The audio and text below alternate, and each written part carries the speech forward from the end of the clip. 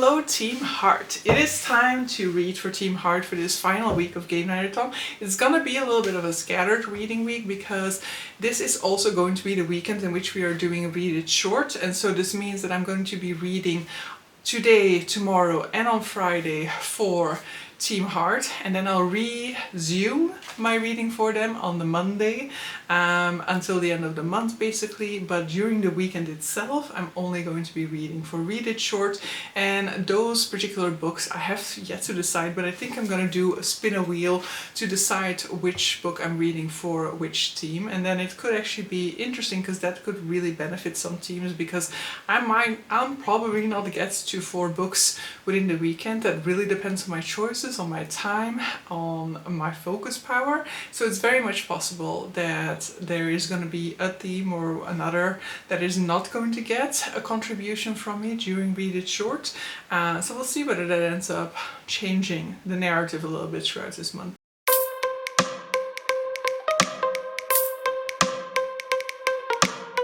But so, for today, I am starting my next prompt because if you've seen last week's vlog, then you know that I ended up finishing my current reads at the end of the week that I was reading for Team Triangle, meaning I'm going into Team Heart with a clean slate. I mean, I have one ongoing book, but it was from before the start of July and I'm not really using it for Gamenightathon, which means that I can go into the next prompt, and the next prompt is going to be the plate. Now, I was really looking forward to the plate because I have a book set out for that, and that is going to be Snake Eater by T. Kingfisher. I do physically own it, but it's lying in the sofa and I forgot to bring it with me here for this update. But so yes, I'm going to be reading Snake Eater by T. Kingfisher. Do I know anything about it? I think it's more on the horror side of her writing because, you know, there's some cozy fantasy that she writes, but she definitely also writes more sort of cozy horror.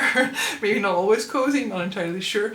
Don't know anything else about the premise anymore. I was gifted this book by Kitty from the channel Kitty and the Books, and so it was also fitting for me to spin this book while it was still the week of Team Triangle, but also it was very unrealistic for me to still try and finish that book within the week of Team Triangle, so it is going into the Team Heart week. Now, I do think I want to spin again as well at this point in time to figure out what my next prompt is going to be, just so I have it in my mind. I always like to have like the 2 prompts, especially since I do kind of need an audiobook. I had tried to start Paladin's Strength this morning as well, which actually, funnily enough, is another T. Kingfisher, so why am I reading 2 T. Kingfishers at the same time?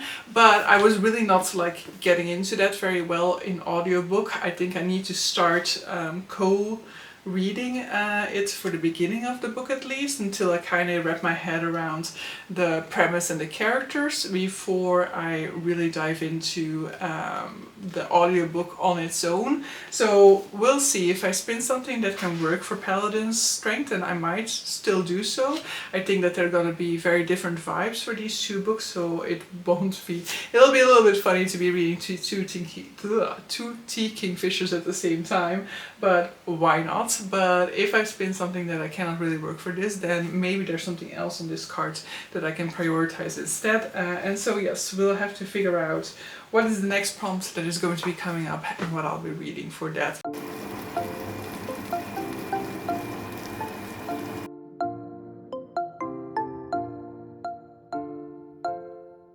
Hello, I've been trying some of the snacks I got from Kitty, and these are amazing. Thank you so much, Kitty. Except, am I gonna be thankful for giving me a snack that I cannot have again until I go to Germany at some point in time? Maybe I shouldn't be thankful. Hey guys, it is Saturday morning, which means that I'm going to be switching temporarily to the Read It Short vlog. So if you want to see what I was up to during the weekend, then you can go and do so. But so yes, yesterday evening we went out for dinner with my parents because it was my mother's 70th birthday, so we celebrated that.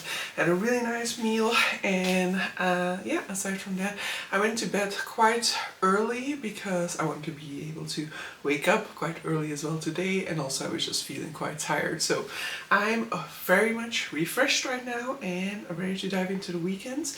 I have read some like close to 60 pages, I guess, in Snake Eater by T. Kingfisher. So that is a book that is about a woman who was basically like kind of run away, it seems like, from her past circumstances, and is now trying to visit her aunt in some desert village. However, it turns out that her aunt passed away a year ago. She's gonna go and live in that house, and it seems like she's on the run from potentially an abusive husband.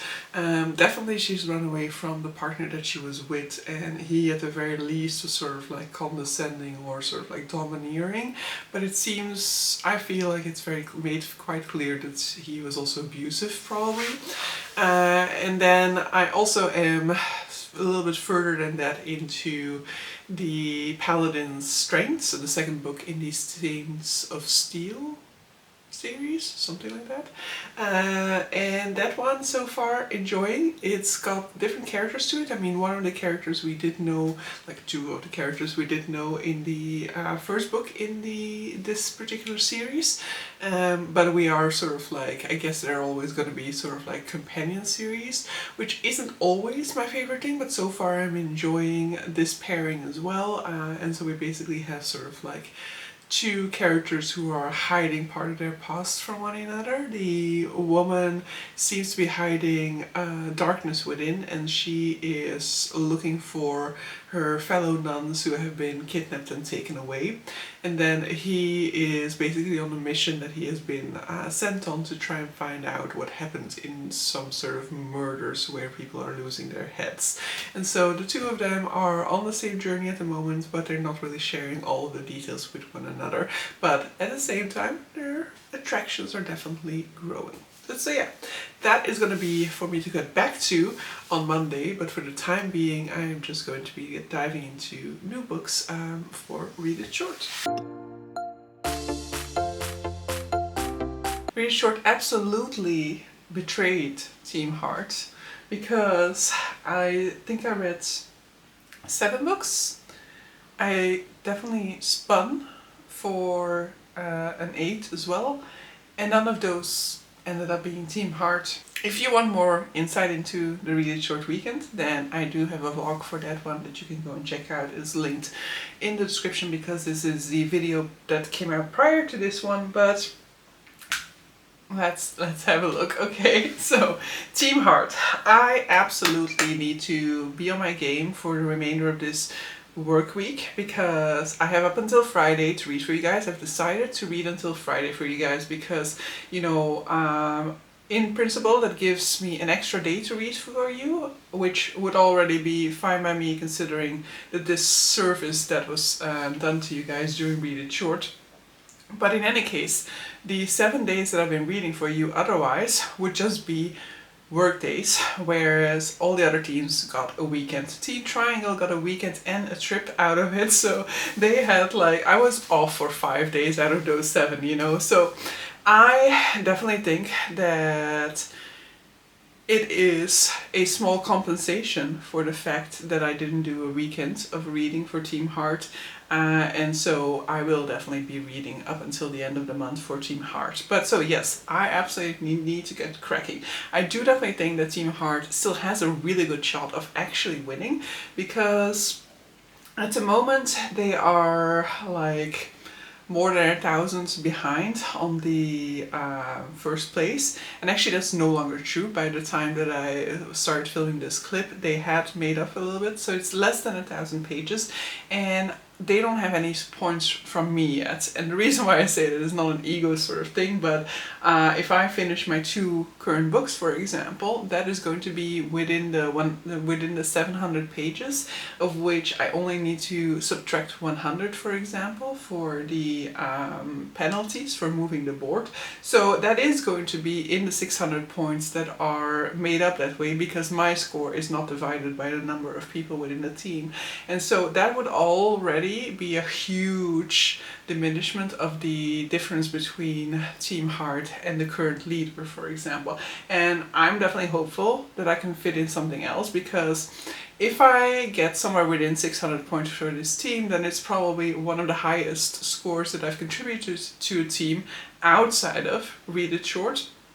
But with Read It Short included, it definitely comes nowhere near it, because then I think my lowest contribution in total for a team has been for Team Circle, in which I contributed some 700 points after Read It Short. So we're gonna try and make sure that I get a third book at least into this particular week to help Team Heart out. But so I have made progress in the Paladin Strength in the meantime. I have been listening to that a little bit still last night, and then mainly today, but I will be switching over to Snake Eater right now, because that is the next prompt for me to log, and also that is the physical read, and so I'm going to be focusing on that one for the rest of the evening, I think.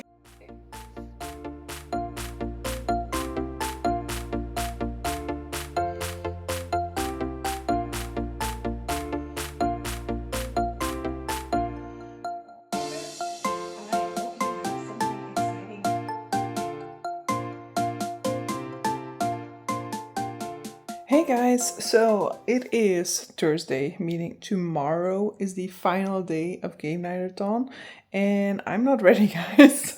I did finish Paladin Strength by T. Kingfisher yesterday, or this morning. Yeah, probably this morning actually.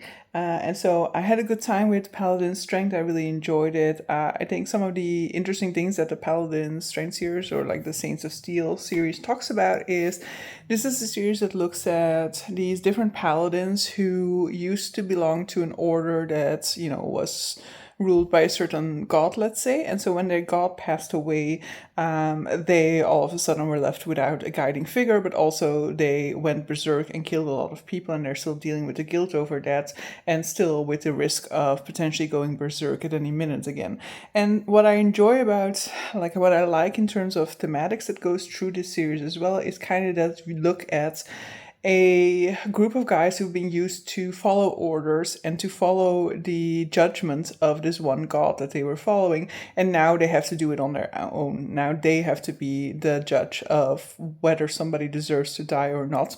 And so the difficulty of that. So there are times within this book in which our protagonist will be like, yeah, perhaps it would be smarter to take this person's life, because this person on the one hand has been responsible for a lot of deaths, but also he could potentially still be endangering a lot of people after this. But on the other hand, he also didn't necessarily have the intent.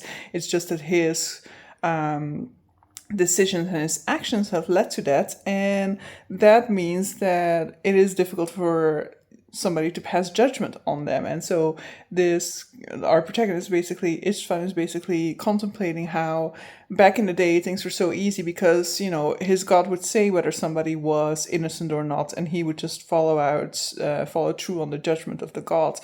But now that he no longer has those guidance, it's so much more difficult to make these calls. So this is one part that I really enjoy about this. I also really enjoyed that these are two bigger characters, and so showing representation for different body types, and for how every body type can find their person, that it's not about the body, it's not about the looks or whatever, it's not about fitting a specific stereotype that we often see in terms of body composition when it comes to at least the visual media of movies. And so it's always nice to have some more representation for romantic love stories that are centering different body types. And what I also enjoyed here, sort of like the female character has to learn to trust somebody with her full self, and with letting that person know her full self, but also trusting that somebody can love her for being who she is, can love every side of her, because in the past she has been jaded in that way. And so there are interesting elements to these stories. I've really enjoyed them, and overall it's just a really fun ride throughout as well. So that has been moving very well.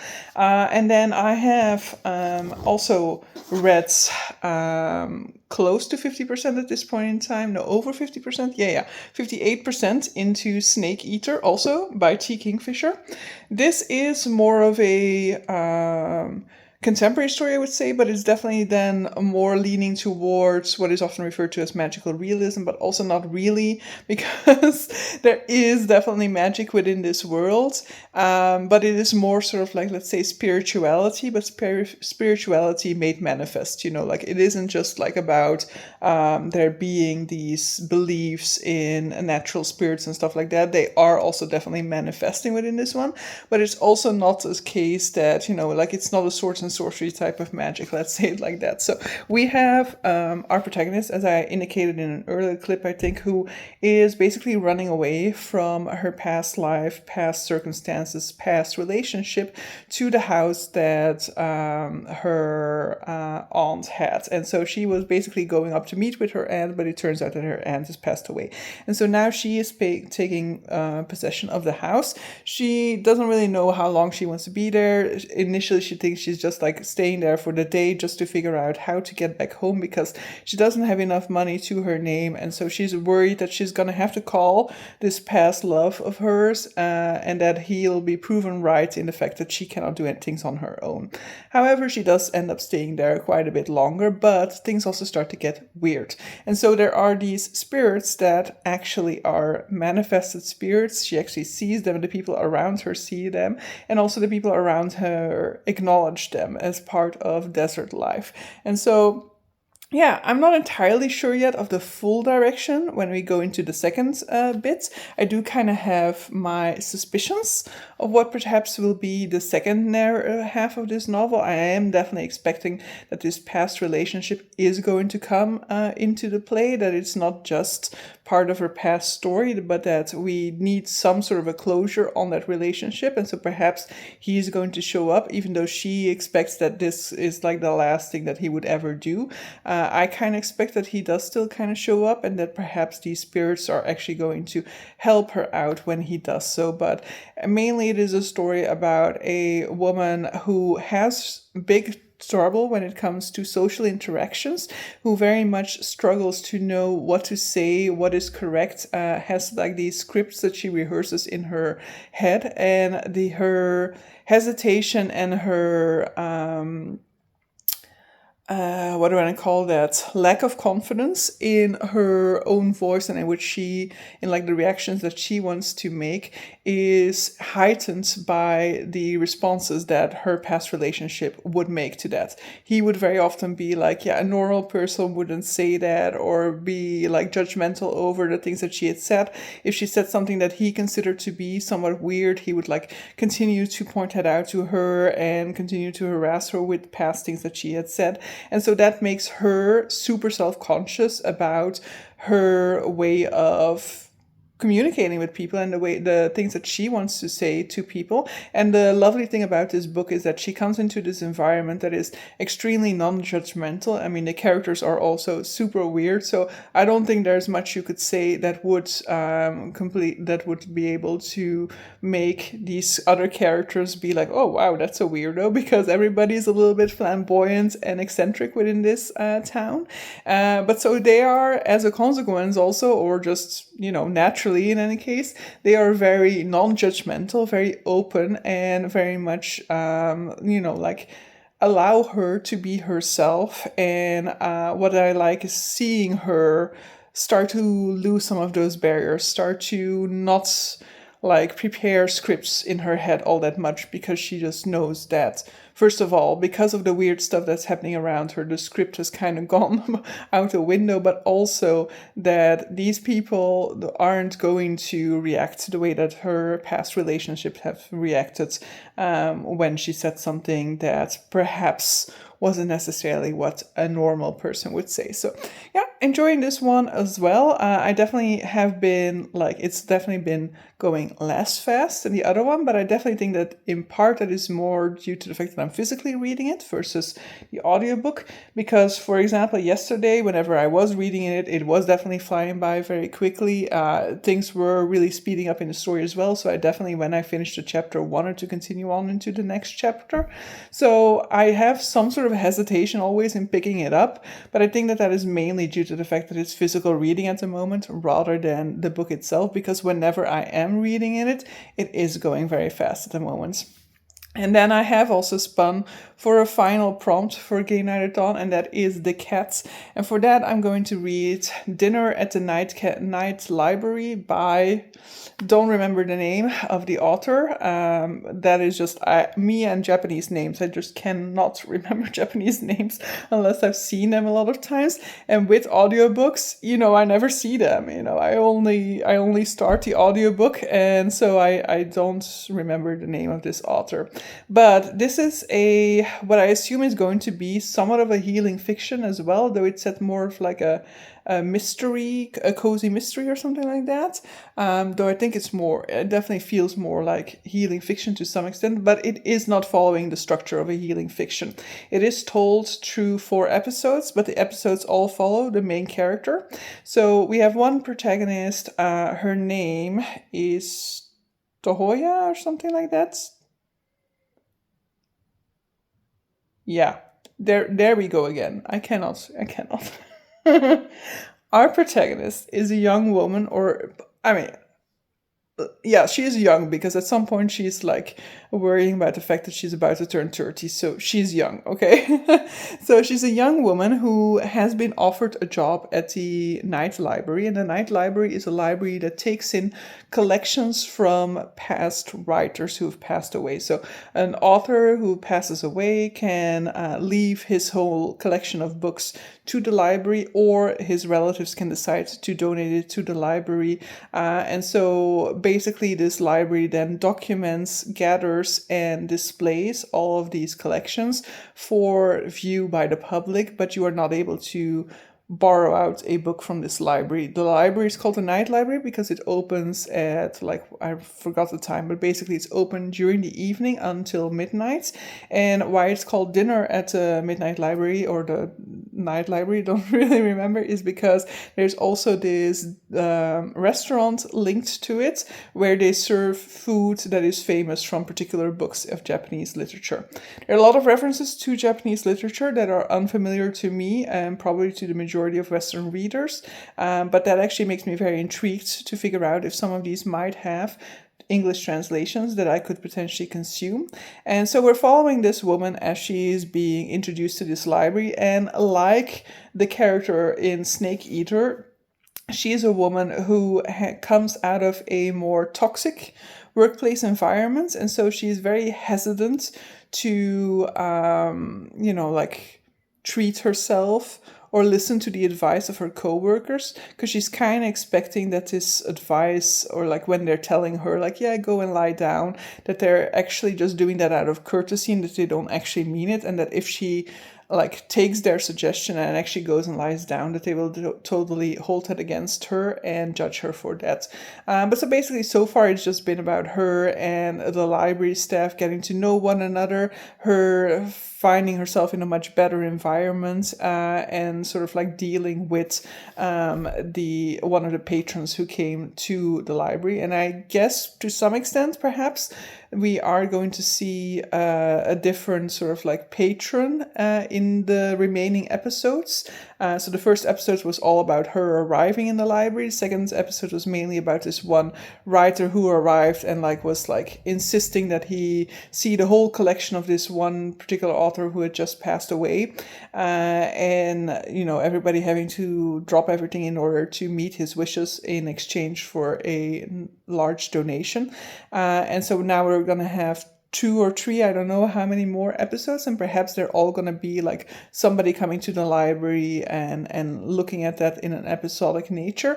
But the central characters and the character through which we read is the same one every single time, and that already I feel makes it quite different from most healing fiction, because it definitely reads more like one cohesive whole so far, rather than what happens very often with healing fiction where it starts to feel very episodic. So even though it says episode 1, episode 2, I haven't really felt it to be that episodic as most healing fiction is. But so yeah, I'm gonna dive back into Snake Eater right now, hoping to get close to the 80% mark today, so that tomorrow I stand a chance of actually finishing it in time before the start of August.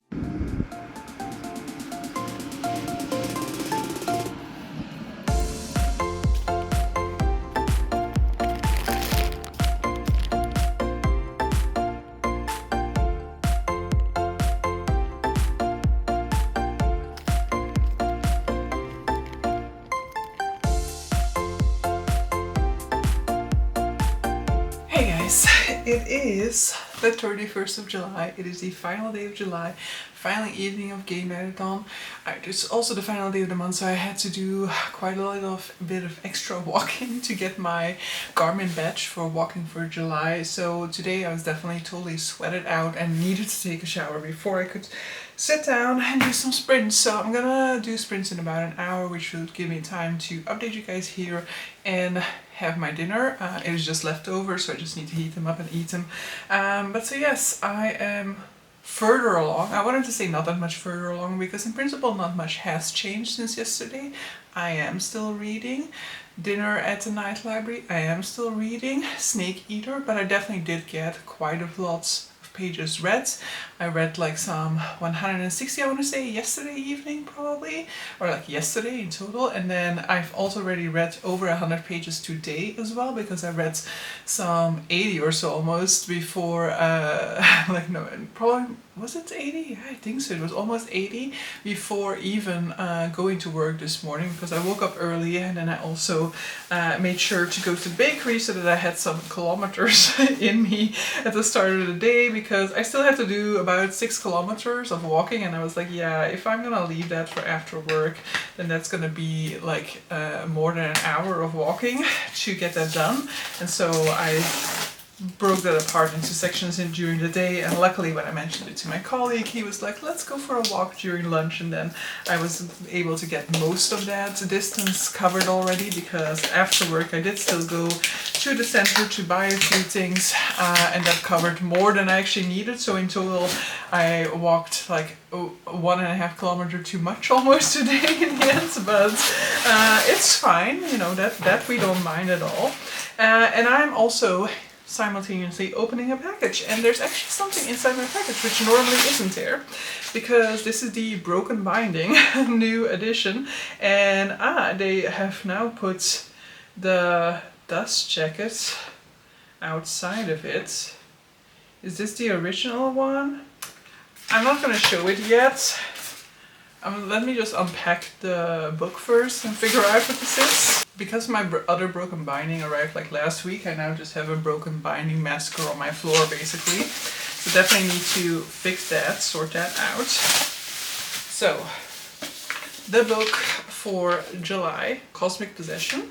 So we can assume a sci-fi. So yeah, I'm pretty sure that that other thing that they gave us is the original cover, but then in a different color wave, I guess, probably. And rather than printing them reversible as they were doing for the past months, now they're just giving an extra one, which I do see the benefit of, but on the other hand, like, now I have to keep this or what? Or do I just toss it when I prefer the redesign? Because yes, I do dislike when you've like turned them in one way, then there are already like marks on it, and then I think it's more fragile as well if you've turned them around. But on the other hand, like, am I keeping this dust jacket around just in case I ever want to sell it and then somebody wants the other cover as well? But so, this is the book. The Demon Star by Jesse Aragon. I will already say absolutely this one is a way better cover than the other one. Maybe in the original cover, I'm gonna assume that the original cover was probably same color pattern as this one is, but this is definitely a huge improvement for my personal tastes. Dark cover, but that does definitely appeal.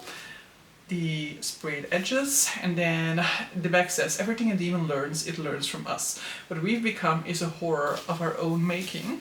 Definitely sounds like a very, you know, like dystopian premise that way. So, gods rule this planet. Parasitic demons stalk its canyons as kings beg for mercy. Can mere humans rewrite its destiny? Isari Nactis was a human sacrifice, marked for death. Unlike the thousands harvested each year, though, she did the unthinkable. She survived. And what she brought back with her could change the fate of worlds. When Isara's estranged son is forced to become the vessel of a god-killing demon, she is faced with a choice. Allow him to harness cosmic power at an unspeakable cost, or doom millions to save him. She finds an unlikely ally in Brother Jacob Keris, once a gifted exorcist, now a guilt-ridden addict desperate for purpose. From a demon-haunted canyon to a starbound satellite, they must battle their way through cultists, aliens, and the gods themselves. The truths they unearth are deeper and more sinister than anything they could have imagined. I don't know whether that synopsis tells me much. Like, we're gonna be dealing with sacrifice, gods, and those types of things, and demons, but it doesn't really speak to me all that much aside.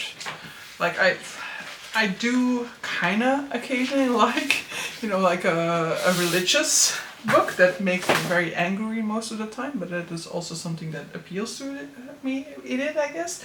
But I don't know, that synopsis basically gave me nothing, but you shall read the book regardless, and hopefully it will then surprise me. Unsettling cover. Then at the back we have somebody looking upon this scene. Then we have insides papers, front insides, then the back insides, which definitely looks sci-fi-ish, because I feel like that synopsis didn't necessarily give me much sci-fi. And then we have the author signature here as well. And then anything else I need to highlight about this? The map. And then do I see, at first glance going through it, it does not appear to have any illustrations inside. But, so what I also received was this recolor, I assume, of the original cover, which is very bland, I'm gonna say. Like, that does nothing. Like, unfortunately, the synopsis did. But that doesn't have to say anything about the content of the book. It can still be an amazing read, but it does mean that it's like less likely to be something that I'm gonna push forward, and more likely to be something that will stick around until its time on my TBR card has, finished or come, whatever. But so yes, let me now go and prepare my dinner, so heat it up, and continue reading for Team Heart, and then put this little thing into my statistics. This now is book 25 on the TBR card. And hopefully, by the time this vlog is over, we are back. And hopefully, by the time this vlog is over, we are back to having 24 on the card, because hopefully I will finish Snake Eater tonight. Hey guys, it is Saturday morning. Gamenightathon is over. I'll have the results for you guys on Monday, but I did finish Snake Eater yesterday. So I finished Snake Eater. I really enjoyed this one a whole lot, so I think I already talked to you about my feelings about it before. I won't say too much about it anymore. I do really like that the focus definitely wasn't on this Walter past relationship that I was talking about earlier. We do have a rounding out of that story in the end, but I was potentially thinking that that was going to play a bigger part than it actually ended up doing, and I'm happy with it not having done so. There is some really funny circumstances to this book. This book definitely becomes much more, let's say, not really necessarily, like, it is fantasy, but sort of more like, I guess, what do I want to call that? It's not like the imagined beings or something like that. It is, like basically spirituality coming to life, spirituality turning out to be true. Let's say if we had a book in which all of a sudden Jesus turns out to be real and walking the earth, that's more what this is. So definitely more sort of like, let's say, urban fantasies, and it's really definitely taking place in our world, and it turns out that some of the things that we didn't think were real turn out to be real within this story. And yeah, I just like the overarching character plot when it comes to our protagonist really learning to come into her own and realizing that the space that she's taking up isn't too much space. She isn't a bother to the people around her.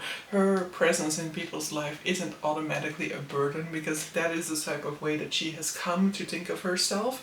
In parts, that is just, I think, her own personality of like automatically kind of feeling like thinking negatively about herself, but on the other side it's also definitely something that has been beaten into her by this past relationship where he was always reiterating this story of her reactions being unnatural and that being a bother to others or hurting others. And so he kind of reinforced what I think is already a natural tendency in her personality. And so it's nice to see that kind of get overturned throughout the progress of this book. But so yes, enjoyed that one a lot. And then I also finished Dinner at the Night Library by Hika Harada.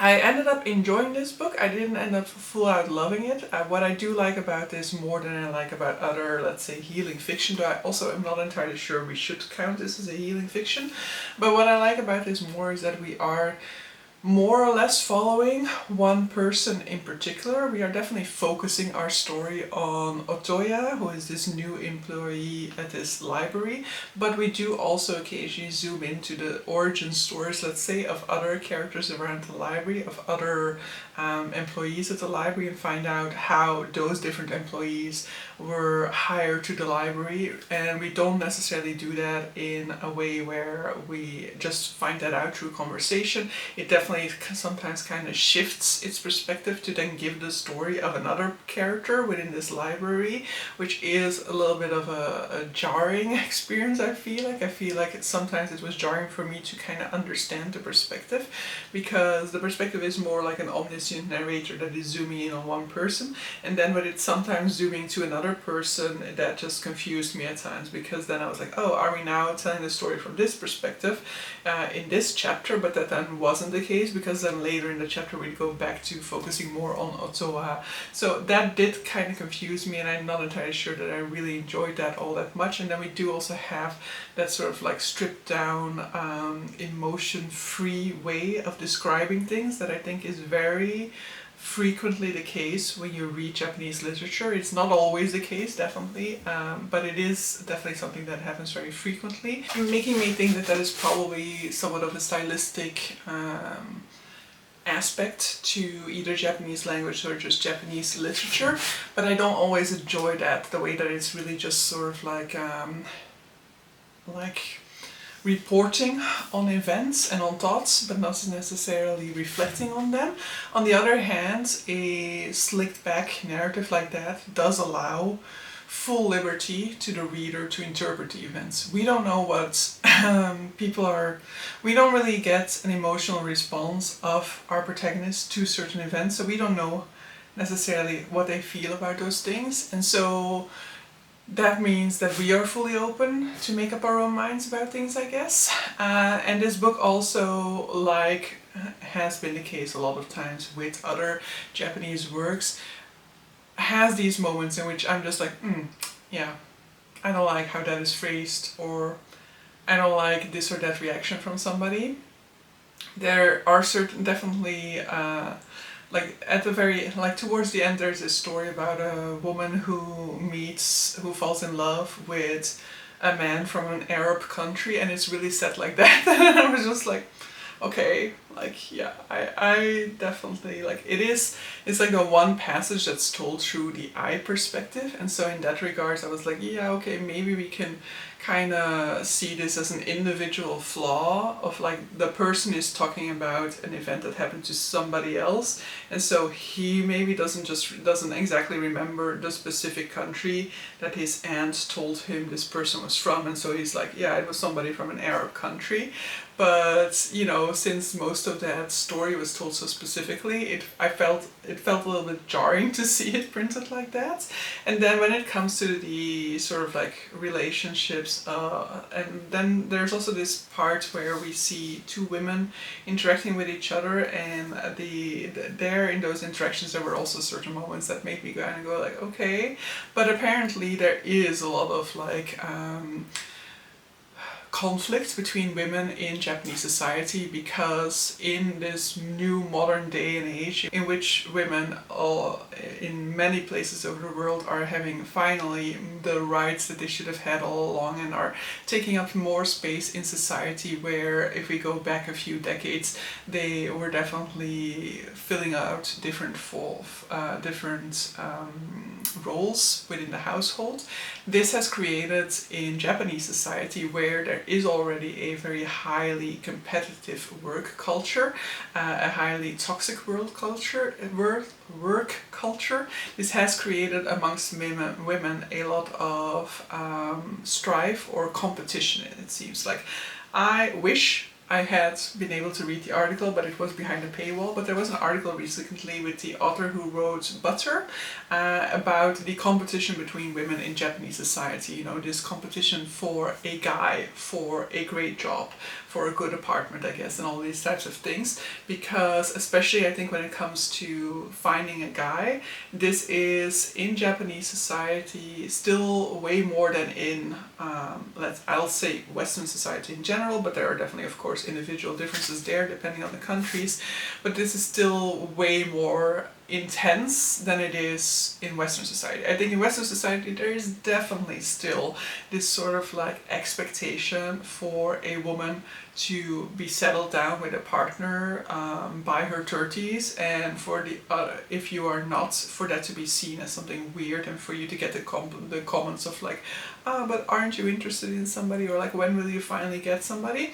And it seems like definitely in Japanese society, not only is that like increasing in intensity, but there definitely the conversation of women saying like, yeah, but I don't need a partner, doesn't seem to be happening yet, or at least not based on the literature that I've been reading. And there it's even more intense, because it's even more like, oh, you aren't married yet by the time you're 30. You know, like if in many of these stories that I've been reading over the past decade, let's say, when a woman is like not yet married and she's closing in towards her end 20s, it is really seen as a huge pressure and as something that is really not acceptable. So those things are also definitely in this story, and so occasionally, you know, like my feminist soul, partnerless self would like to see these sentiments in a Japanese book, but you know, this is just not the context of Japanese society. In Japanese society, these conversations appear to not yet really be happening. And then of course in Japan you have as well the increased pressure of the birth rate being very, very low, and the population dwindling to such an extent. These are conversations that are starting to happen as well in Europe, and that potentially over the coming years will also play a much bigger role, and potentially as a consequence will start spiraling into these situations where women who are not with somebody by their 30s are going to be seen as the problem, because women are always seen as the problem. But so, leaving all that aside, that means that I've contributed 919 points to Team Triangle. No, not Team Triangle, Team Hearts. And I will leave a statistic over here that shows you how much I read for each one of the themes. So you will see this is the third lowest I've read for any of the themes within this month, but I have definitely gotten quite close to the number that I read for the second highest. The highest one, you know, I read an extra book for and read it short basically, so that is why that is so much higher than the others.